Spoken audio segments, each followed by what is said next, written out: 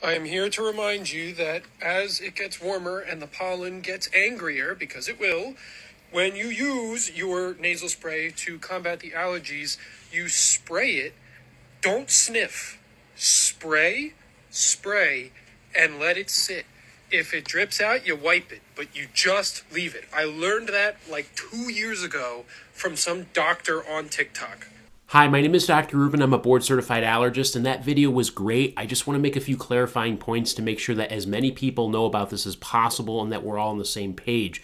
So if you're new to this information or you're reviewing it, watch this entirely and share this information with as many people as possible to help people breathe a little bit easier during this allergy season.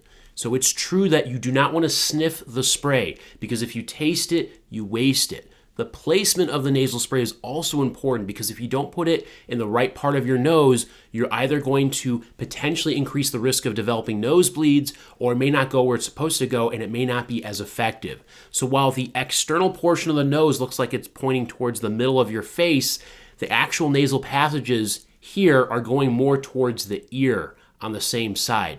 So the best way to do this is to look down, and I say nose to toes, and then you place the nasal spray not up or in the middle, but out towards the ear on the same side of that nostril. So that's what this looks like. So you're looking down, spray, look forward, breathe normally, and if it drips out the front, you can tilt your head back a little bit, you start to taste it, look down, and that will help it work a little bit better.